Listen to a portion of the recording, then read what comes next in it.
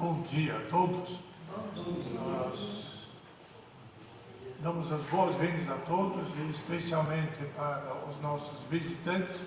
E nós esperamos que todos possam se sentir bem no nosso meio, em louvor ao nosso Senhor. Bom, nossos avanços no órgão já foi um pouquinho, né? Já está mais um pouquinho. Essa semana não deve ser muito visível os avanços, mas vamos ter que lidar com as ligações, com os tubos e cabos, etc. Então, domingo que vem deve estar mais da mesma forma, mas bem mais avançadinho. Depois do culto, o pastor gostaria de conversar com os jovens do catecismo para saber, né, que dia nós vamos nos reunir, se vai ser possível começar na terça-feira já, sim ou não. Então, por favor, os jovens do catecismo, por favor, o pastor quer conversar com vocês um pouquinho. Também queremos desde já convocar a Assembleia para dia 26 de fevereiro. Tá? Nós vamos apresentar os relatórios, o que foi feito, como é que estão as nossas finanças, como é que estão as nossas previsões. Então, nós estamos desde já convocando a Assembleia para dia 26 de fevereiro. Nós desejamos um culto abençoado a todos, lembrando também que hoje é o domingo da preparação e domingo que vem nós vamos ter nossa Santa Ceia. Deus te abençoe. Amém. Irmãos, acabaram as férias, né? E já estávamos de fato com bastante saudade dos irmãos e principalmente de prestar um culto a Deus, como devemos sempre fazer. Tal, somos igreja neste lugar com esta finalidade, prestar adoração ao nosso Deus. De maneira que para este culto alegra-nos em estar de volta com os irmãos e poder convidar a todos para este momento de adoração, na expressão da nossa gratidão, reconhecendo os feitos, a bondade, a misericórdia de Deus para conosco. Todos são bem-vindos para juntos prestarmos este culto que objetiva tão somente a glória de Deus. De maneira que, quando nós pensamos no culto reverente, nós estamos pensando na nossa mente e no nosso coração, ou seja, toda a nossa emoção, a nossa razão, voltados assim para a glória de Deus. Quando diz falta de reverência no culto, nós pensamos, é porque alguém conversou com o que está ao seu lado, isso é falta de reverência. De fato, quando falamos em reverência no culto, nós estamos falando do nosso envolvimento no culto. Não basta estar presente aqui fisicamente, precisa de fato, em espírito, estar presente na presença de Deus, colocando assim a adoração, a gratidão e também mostrando a Deus os anseios que nós temos através do culto que dirigimos a eles. Todos são assim bem-vindos. Eu convido a igreja a pôr-se em pé para iniciarmos o culto e nos colocarmos em oração particular, oração silenciosa, mas em oração de gratidão, louvor, adoração a Deus. Oremos.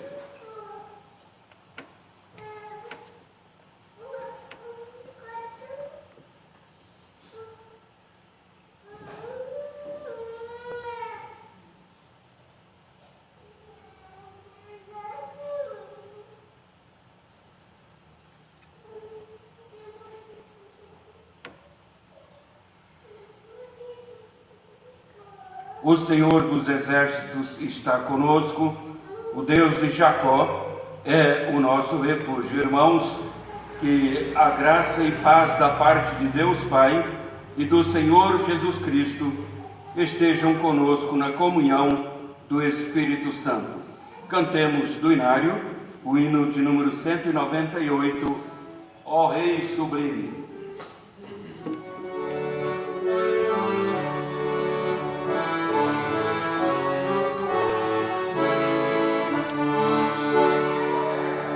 Oh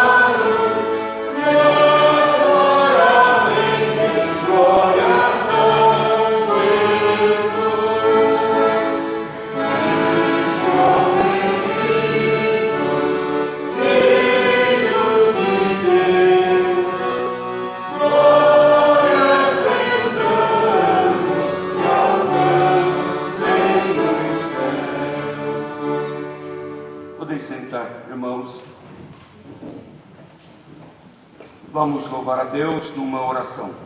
Vamos orar. Deus eterno, poderoso Pai, Criador, Redentor, Consolador, Deus que mostra provisão diária para conosco e demonstra amor que não podemos medir, somos-te agradecidos e em tua presença nos colocamos neste culto dirigido a ti. Fazemos assim porque reagimos ao teu chamado, por tua iniciativa e soberana vontade. Então nos achamos na tua presença, porque o Senhor nos chamou, mas o Senhor nos vocacionou para atender este chamado, um chamado para entrarmos no gozo de uma comunhão plena com o Senhor. Louvamos-te porque então neste chamado há também o despertamento para este serviço de adoração que somos a ti devedores. Queremos, ó Pai, louvar-te porque esta ação do Senhor que trouxe este privilégio, um grande benefício a todos nós, sabemos, é tão somente expressão da tua graça, esta graça eterna. Louvamos-te, ó Pai, porque a nossa salvação já estava na eternidade, em seus planos, este plano de redenção que se cumpriu na pessoa gloriosa do teu Filho Jesus, o nosso Salvador. Louvamos-te então pelo sacrifício vicário, Jesus em nosso lugar. Louvamos-te, ó Pai, porque assim nós podemos nutrir a certeza desta salvação e nesta salvação viver a alegria de servir-te em adoração, a alegria de comunicar esta salvação na proclamação do teu santo evangelho àqueles que nos cercam. Queremos, ó Pai, suplicar então a tua bênção sobre todas as partes deste culto. Faz, ó Deus, com que seja um culto para a nossa edificação, nosso fortalecimento espiritual, mas seja um culto para a tua glória. Pedimos, fica conosco, vem nos conduzir e com a presença gloriosa do teu Espírito Santo, faz, ó Deus, com que possamos nos portar com alegria em nossos corações, tendo o nosso pensamento inteiramente voltado agora para a tua palavra, o pensamento voltado tão somente para o Senhor. Ajuda-nos nisso, ó Pai, para que não sejamos distraídos neste momento por quaisquer circunstâncias ou situações ou lembranças de um passado qualquer, fatos que muitas vezes quer tomar lugar que devemos devotar o culto a Ti. Pedimos então, fica conosco e conduza-nos nestes momentos tão preciosos. Oramos em nome de Jesus. Amém. Na palavra de Deus, em 2 Crônicas, ou segundo livro das Crônicas, no capítulo 7, no verso 13 e 14,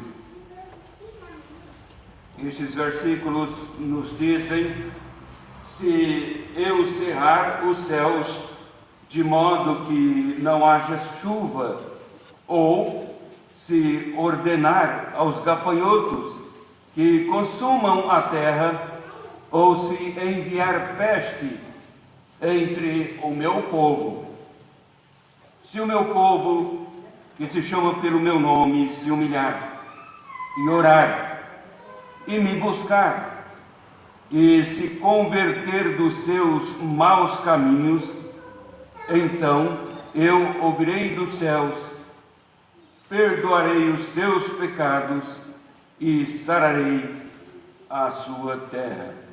Veja como a palavra de Deus sempre nos chama ao gozo da graça de Deus, mas também aponta para a nossa responsabilidade. Fala aqui da soberania de Deus.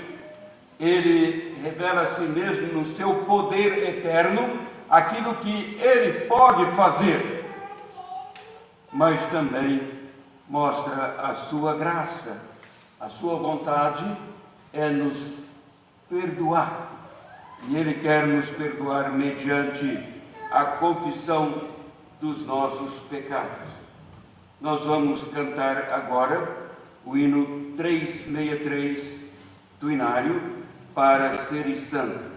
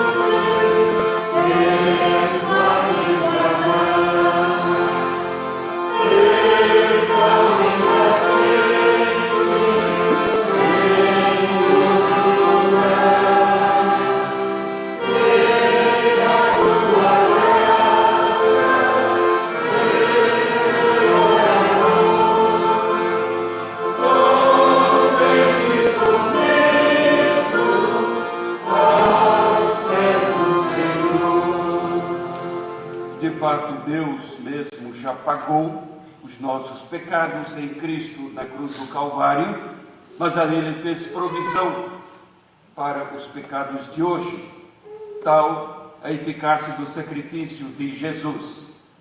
Mas somos ensinados na palavra de Deus que devemos confessar os pecados. Cometemos pecados no pensar, no agir, no falar, sempre. E precisamos buscar de Deus o seu perdão. Vamos orar silenciosamente, no momento de contrição, orar a Deus em confissão e busca do perdão de Deus.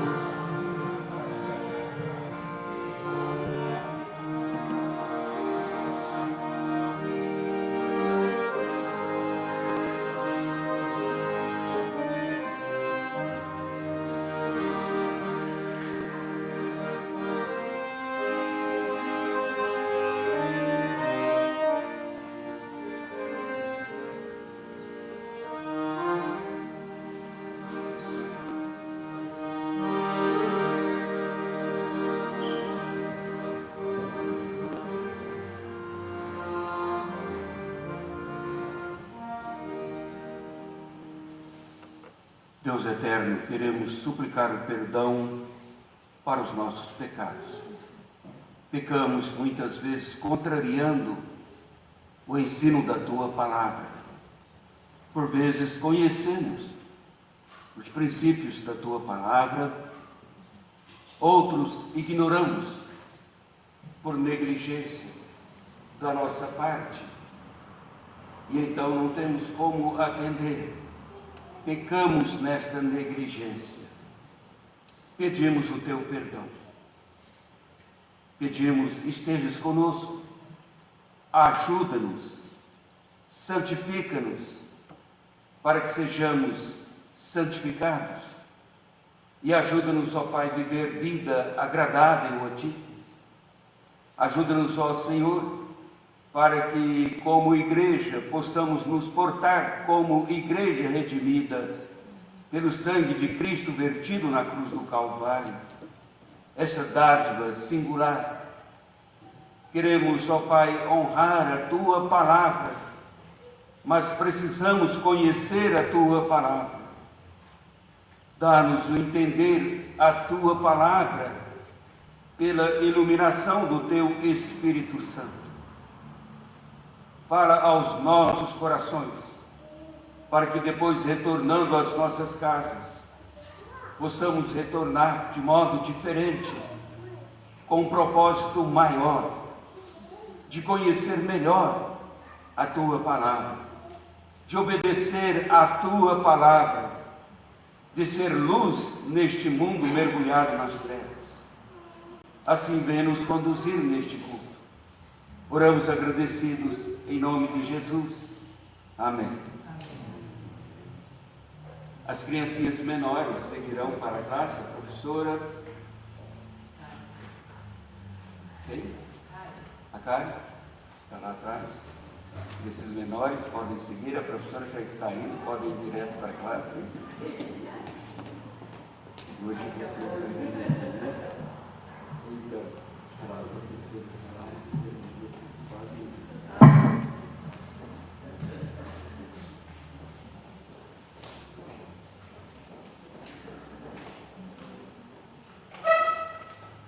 No domingo próximo teremos, a lição para todas as crianças. A classe, a professora Zuleide retomará as atividades do ensino para as crianças maiores também. Irmãos, vamos ler a palavra de Deus agora em Tito capítulo 2.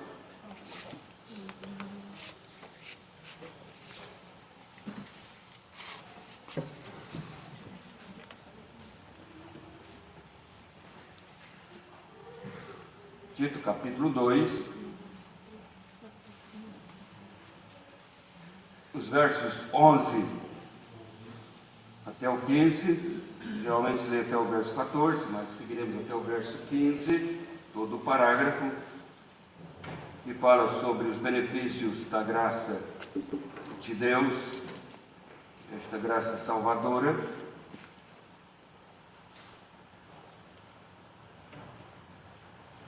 Tito 2, 11 a 15. Vamos fazer alternando nos versículos. Está aqui projetado o texto. Nós vamos ler de forma responsiva. Porquanto a graça de Deus se manifestou salvadora a todos os homens, educando-nos para que, carregadas a impiedade e as paixões mundanas, vivamos no presente século, sensata, justa e piedosamente, aguardando a bendita esperança e a manifestação da glória do nosso grande Deus e Salvador, Cristo Jesus, o qual a si mesmo se deu por nós, a fim de remir-nos de toda iniquidade e purificar a si mesmo um povo exclusivamente seu, zeloso de boas obras. Dize estas coisas, exorta e repreende também com toda a autoridade. Ninguém te despreze. Nós vamos cantar o hino 365, mais de Cristo eu quero ter.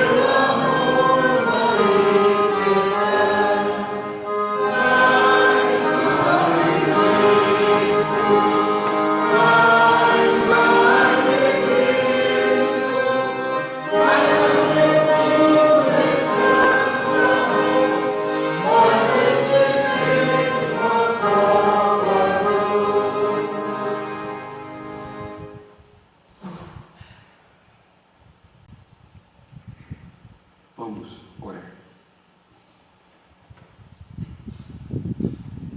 Nosso Deus, ó Pai Celestial, agora que fizemos a leitura da Tua Palavra, precisamos de fato da iluminação do Espírito Santo, para que sejamos edificados de forma correta, edificados na Tua Palavra, para cumprirmos o propósito eterno que o Senhor tem para a Tua Igreja neste mundo. Então, venha nos conduzir, ajuda-nos neste entendimento, nesta compreensão, para que seja uma compreensão mais precisa. Toma-me somente como instrumento nas Tuas mãos, para que a Tua Palavra seja entregue na manhã deste dia. Assim, fortaleça-nos, fortaleça o Teu povo, a Tua Igreja, em nome de Jesus. Amém. Meus irmãos, o apóstolo Paulo tinha enviado o seu conservo Tito à ilha de Creta, e fez isto com a finalidade de organizar as igrejas que eram iniciantes, igrejas ainda em formação, bem no início do cristianismo naquele lugar. Ele diz no capítulo 1, no 4º e 5º versículos, na parte primeira destes versículos, ele coloca aqui Tito, a quem está endereçando a carta a Tito, ele diz: verdadeiro filho, segundo a fé comum. E depois diz da razão de estar Tito naquele lugar: por esta causa te deixei em Creta, para que pusesses em ordem as coisas restantes, ou seja, evangelizamos esta ilha, igrejas se formaram aí e estão em andamento. É preciso que haja organização. De fato, a Igreja de Cristo é um organismo vivo de pessoas que confessam Cristo como Senhor e Salvador. O apóstolo Paulo, quando fala sobre os dons da sua carta aos Coríntios, ele coloca o corpo humano para falar da dinâmica da igreja através dos dons. É um corpo vivo, são pessoas. Mas a igreja também é uma organização. E Paulo dá ênfase a isto ao falar que deixou Tito em Creta com esta finalidade: organizar as coisas restantes, também uma organização eclesiástica interna nas igrejas, visto que ele fala de ordenação de oficiais para aquelas igrejas. Podemos ver nesta carta, irmãos, que a organização local de uma igreja implica no crescimento espiritual, não somente organização de caráter jurídico para atender às leis do país. A organização da igreja, ou a igreja como organização, ela não perde a sua natureza, que é de natureza divina, embora sendo formada de seres humanos, então ela não pode perder esta sua característica. Então é preciso notar que há implicações de cunho espiritual e responsabilidade dos seus membros, de maneira que começou a ensinar que é através da graça salvadora que somos trabalhados para ser o povo de Deus, ou seja, a graça que salva é mesmo a graça que molda, que trabalha o cristão para ter uma vida compatível aos propósitos de Deus. Esta graça vai lapidando, vai trabalhando a vida do cristão. É isto que Paulo está dizendo. De maneira que a nossa vida e os nossos propósitos neste mundo sejam ajustados ao propósito maior, que é o propósito de Deus, este propósito salvífico também. Mas esta graça molda, porque ela é colocada aqui como uma graça salvadora e, portanto, ela é a graça santificadora. Depois de mencionar os deveres das diferentes classes do capítulo 2 desta carta, o apóstolo passa então a mostrar a graça de Deus como o fundamento absoluto da obra redentora. É isto que ele faz. Esta é a sã doutrina que no versículo 1 do capítulo 2 o apóstolo diz: tu, porém, olha, no capítulo 1 eu te deixei em Creta para colocar em ordem as coisas restantes, mas chega no capítulo 2, tu, porém, fala o que convém à sã doutrina. Então esta é a forma de organizar uma igreja para Deus. A igreja é organizada quando ela é dirigida por sua palavra, por sua doutrina, quando ela sistematiza e obedece à palavra de Deus. Sim, a sã doutrina que precisa ser ensinada às diferentes classes na formação da igreja, como está até o verso 10, nesta carta, no capítulo 2. E então Paulo continua mostrando a salvação como a única fonte que dá força para uma vida de piedade, uma vida em santificação, uma vida piedosa, religiosa, mas não como uma religião externa simplesmente, mas a religião do coração. É bem enfático no conteúdo que temos aqui. Paulo está tocando exatamente no mais profundo da alma dos cristãos, fazendo com que Tito pudesse fazer este trabalho, chegar no coração dos membros que formavam então as igrejas ali na ilha de Creta. Então, irmãos, ele exorta, sim, o cristão com estas palavras a cultivar uma vida reta, uma vida justa, uma vida santa, de piedade. Mas perguntamos, e é possível isto a todos nós?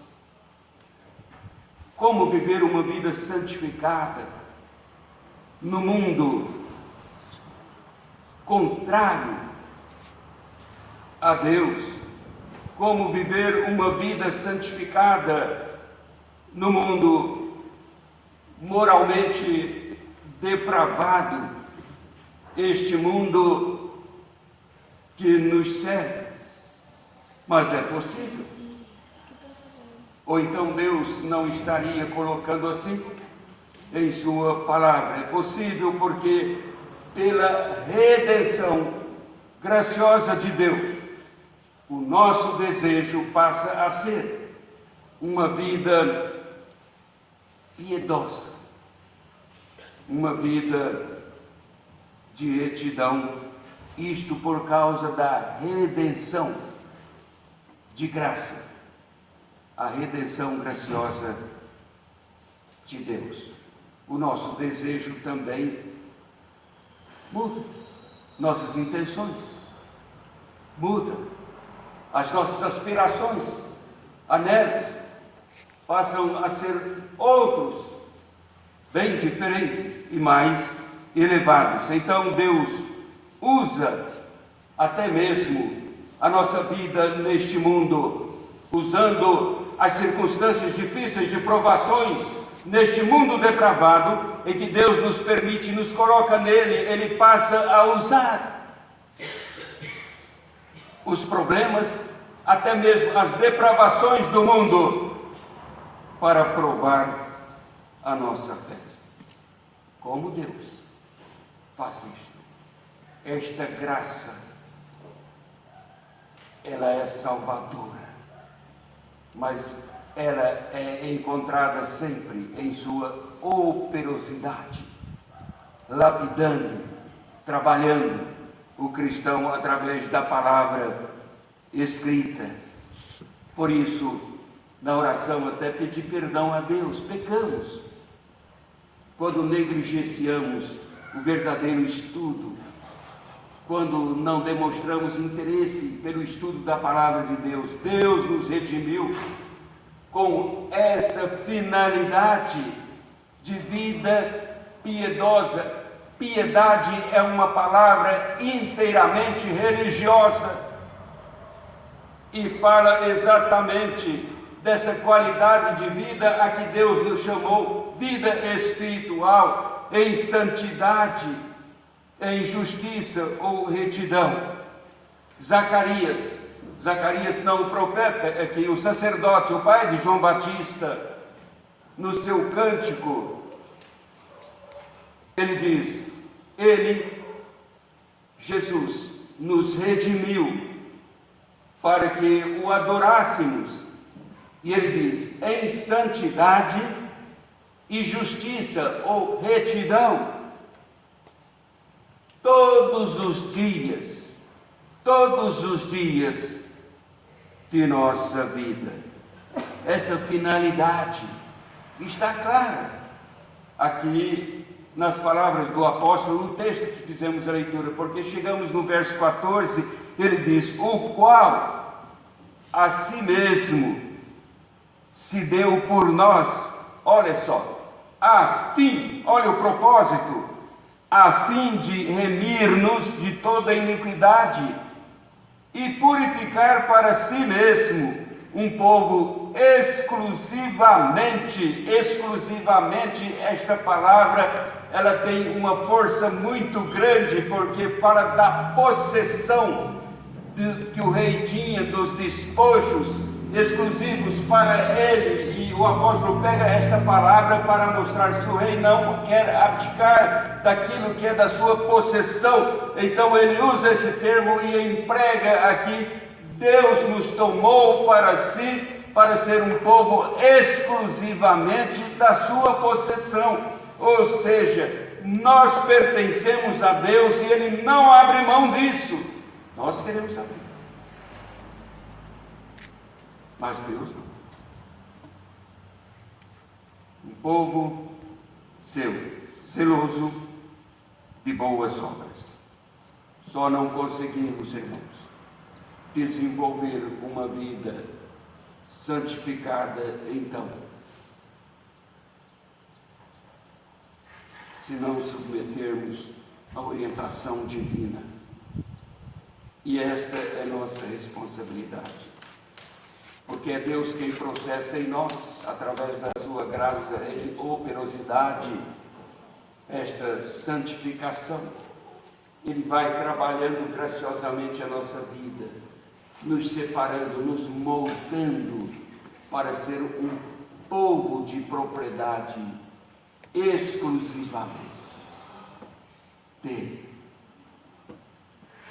Quão maravilhosa é a posição que a igreja tem diante de Deus, dada por Deus mesmo, e que por vezes não entendemos, cogitamos em nossas próprias hipóteses o significado, o que queremos saber sobre igreja. Então eu acho que igreja é isso, a igreja deveria ser isso, a igreja... Não! A igreja, ela é formada por Cristo Jesus, ela é construída por Cristo, e Ele faz isso através da graça.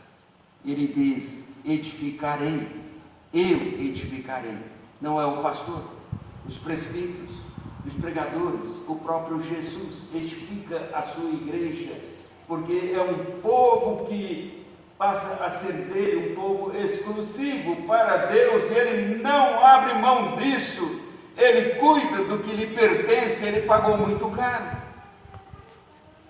Então, Paulo está dizendo para ti, organiza as coisas restantes. Como? Vamos construir templos aqui? Eu estou falando sobre a igreja, os chamados, os redimidos. É esta organização. A organização da vida em sua definição. Você é um cristão ou não é um cristão? Meio cristão não funciona. Deus nunca nos chama e nos deixa no meio do caminho. Não. Ou somos de Cristo ou não somos de Cristo. Esta é a dificuldade do cristianismo nos dias de hoje. Às vezes somos zelosos demais por uma igreja que é fruto dos nossos desejos, da nossa imaginação, dos nossos intentos, e não da igreja que Cristo está edificando e nos chamou para fazer parte dessa igreja, o seu povo exclusivamente seu. Mas essa graça, ela trabalha assim porque ela é educadora. Paulo diz, a graça de Deus se manifestou educando-nos, ele diz. A manifestação então da graça de Deus traz consigo, irmãos, instruções para regularmos bem a nossa vida em santidade. Em que consiste de fato essa instrução, essa educação? Em que consiste de fato esse treinamento divino e qual o seu propósito? Tem um estudioso bíblico, achei interessante o que ele diz. O verdadeiro aprendizado, ele diz, para o céu deve começar com o desaprendizado. Olha só, e isto me chamou a atenção quando ele diz: o verdadeiro aprendizado para o céu deve começar com o desaprendizado e o abandono de tudo o que se interpõe no caminho do desenvolvimento daquele que é nova criatura em Cristo Jesus. Diz o apóstolo, educando-nos para que, negando a impiedade, para que, renegadas a impiedade, temos aqui, irmãos, então, a regra para regular bem a nossa vida para com Deus. Devemos começar, então, como? Renunciando à nossa vida anterior, renunciando à nossa vida passada. Não estou falando de vida que foi e vida que veio. Estou falando da nossa própria vida, em nossa experiência espiritual. Vida passada é vida sem Cristo. Vida passada, vida como Paulo descreve os gentios que chegavam na igreja de Éfeso com algumas ideias. Ele diz que eles estavam nas trevas.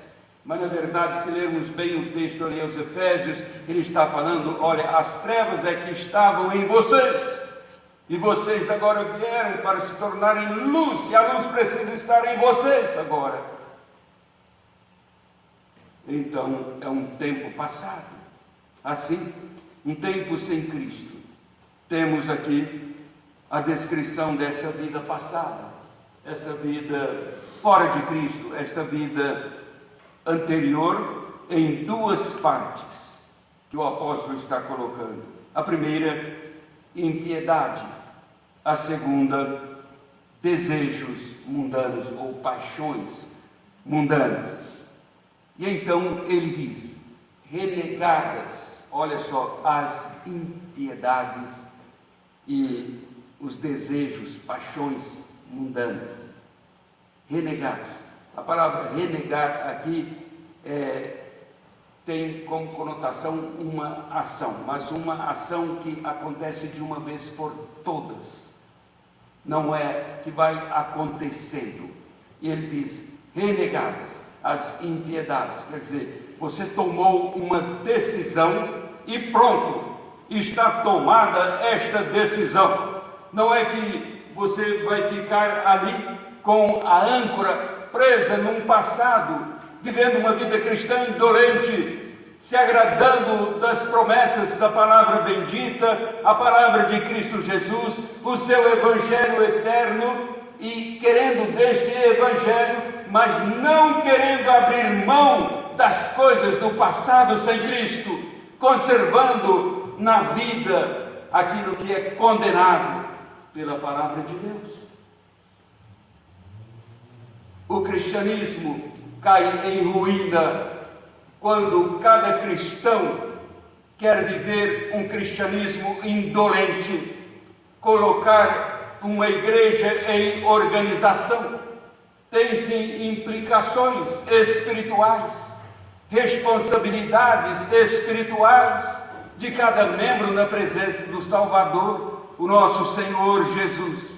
Impiedade, sim, irmãos, é para rejeitar de uma vez por todas esta impiedade, quer dizer, rejeitar toda a vida interior, rejeitar toda a vida exterior, fora de Cristo, ou seja, esta vida interior, vida exterior que ainda se encontram como uma característica naqueles que vivem sem Deus e fazem oposição à palavra de Deus.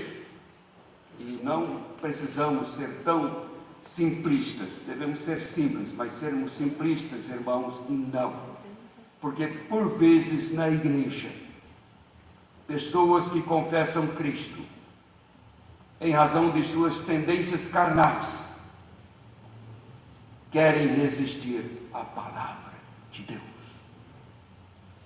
E o cristianismo fica comprometido na sua função, no seu propósito neste mundo.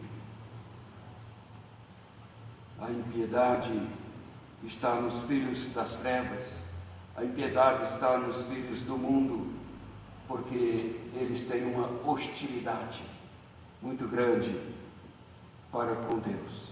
Mas não somente renegar como uma ação de uma vez por todas a impiedade, mas também os desejos mundanos. Nisto o apóstolo quer dizer todas as afeições da carne. Sem Cristo não podíamos, irmãos, olhar senão só para o mundo. Uma pessoa que não tem Cristo, que não conhece a Cristo Jesus, não consegue ver mais do que o próprio mundo que o cerca. Mas Deus nos tomou para si mesmo. Antes de sermos regenerados, meus irmãos, nossos desejos se inclinavam só para o mundo. Mas Cristo continua purificando o seu povo, tornando assim um povo apto para ser a propriedade exclusiva de Deus. É por isso que Paulo não deixou de lado em informar aqui e purificar para si mesmo um povo exclusivamente seu, zeloso de boas obras. Ele está lapidando com a operosidade da sua graça. E é neste tempo de graça que somos chamados a conhecer melhor o Salvador Jesus, através do estudo da sua santa palavra, o seu evangelho. Crisóstomo diz que as coisas mundanas são aquelas que não vão junto conosco ao céu, mas sim que se dissolvem neste mundo. Então pode ser coisas boas, porque nesse sentido nós somos mundanos, no sentido cósmico, né? Nós somos mundanos. Nós temos que trabalhar, nós temos que ganhar, vamos ao mercado, nós compramos, nós comemos, nós vivemos de coisas do mundo. Há muitas profissões, coisas boas no mundo, mas que não vão nos seguir para o céu. Há muitas coisas boas neste mundo, mas que são prejudiciais à vida espiritual, e precisamos ter uma peneira bem fina para cuidar um pouco mais de nós. Um cristão pode ter a sua visão totalmente errada se ele entregar o seu coração, todo o seu coração, e também se ele gastar todas as suas forças em coisas que deverão ficar atrás de si quando ele partir deste mundo. Que equívoco podemos viver como igreja, construir para nós mesmos, no final de tudo, um dano que contraria toda a nossa expectativa em Cristo Jesus. Quando empregamos mais das nossas forças, quando devotamos mais o nosso coração em coisas que, a despeito de si, são necessárias até para vivermos neste mundo, mas são coisas que, depois nós partindo deste mundo, ficarão para trás. O que construímos para seguir conosco? Olhemos então, meus irmãos, com mais objetividade a graça de Deus. Não vamos fazer da graça de Deus um chapão de especulação para ser uma espécie de guarda-chuva ou de proteção para nós cristãos, barateando assim as dádivas de Deus. Mas esta graça que nos envolve de tal maneira que o céu é aqui, que o céu continuará. Ou seja, nós não seremos salvos, nós seremos salvos, mas não só seremos salvos, ou seja, eu tenho a fé em Cristo para quando eu morrer ir para o céu. Essa ideia não é uma ideia do Evangelho de Cristo Jesus, mas nós seremos salvos, visto que somos salvos e continuaremos a ser salvos por esta graça. Então, vamos, irmãos, com mais objetividade, olhar a graça de Deus, não só pelo fato de por ela termos sido salvos, mas porque esta graça molda a nossa vida para ser uma vida agradável a Deus. Que construção maravilhosa a vida cristã. Se fizermos isto neste ano e no final do ano, então, pensarmos, fizemos, trabalhamos bem esta ideia em nossa vida, foi mesmo uma grande conquista. Que Deus nos ajude assim a vivermos. Amém. Vamos cantar o hino 305, Quando Fraco Me Sentir. Amen.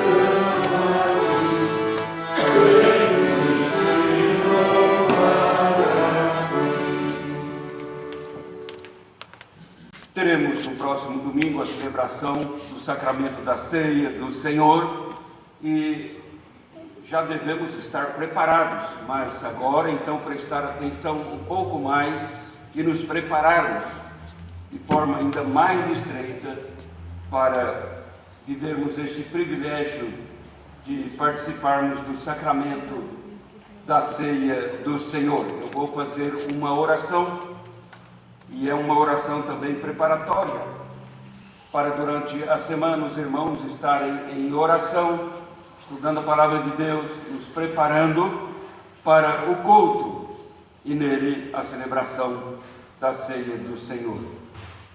Vamos orar. Pai Celestial, rendemos-te graças e louvores ao teu nome, porque tu és o nosso Deus. A tua palavra é poderosa e nós então nos ocupamos com porções dos ensinos da tua palavra, mas queremos aprender de forma plena a tua palavra. Esta palavra que é perfeita e somos imperfeitos, precisamos sempre estudar esta palavra bendita e nos refugiarmos nesta palavra, para que seja esta palavra o suporte, o sustento da nossa certeza. Pedimos, abençoe-nos como igreja neste lugar, aplicando a tua palavra em nossos corações, capacitando-nos à obediência à tua palavra. Conceda-nos, ó Pai, uma tarde, uma semana agradável, suprida por tua graça, sendo trabalhados em tua graça, por tua palavra, e nos tornarmos então cristãos fiéis a ti, para sermos achados fiéis na tua presença. Pedimos, fica conosco, continues, ó Pai, nos preparando e prepara-nos também para participarmos do sacramento da ceia, que será celebrada no próximo domingo. Estejas, ó Deus, lapidando os corações, as mentes dos teus filhos que estarão participando do sacramento da ceia, para que possam fazer numa consciência de uma verdadeira comunhão, que não vem através do sacramento, mas que expressa a comunhão que temos com o Senhor, esta comunhão conquistada por Cristo na cruz do Calvário, que nos reconciliou com o Senhor. Pedimos, prepara a tua igreja, conceda-nos, ó Deus, ter dias mais voltados para a tua glória. Venha nos conduzir, venha nos fortalecer, venha nos ajudar e ensinar a cada dia. Nós pedimos, abençoe assim as famílias do teu povo, não somente nesta igreja, mas o teu povo no mundo. Alcance, ó Deus, cada família com o teu amor, com as tuas misericórdias, dando uma consciência viva da tarefa que a tua igreja tem neste mundo. É somente a igreja que vai fazer esta tarefa da proclamação da tua palavra, pois o Senhor confiou esta tarefa à tua igreja. Então ajuda-nos para que possamos fazer, supridos também por tua presença e amor, que estejas conosco, guia-nos a cada momento, pois nós oramos agradecidos, em nome de Jesus. Amém. Irmãos, a palavra de Deus nos diz que todas as coisas vêm de Deus, vêm dele, por meio dele e todas as coisas são para Ele. E depois também nos diz: que tens tu que não tenhas recebido? Recolhemos a oferta no culto, porque ofertar também a Deus para a obra de Deus é um ato de adoração. Constitui-se então elemento a fazer parte também do culto. O mundo ataca cada vez mais a igreja. Às vezes os cristãos vão ficando preocupados, mas a consagração da oferta é um ato de adoração a Deus. A expressão da nossa fé para o sustento da obra do Senhor no mundo. Nós vamos dar oportunidade para o recolhimento das ofertas.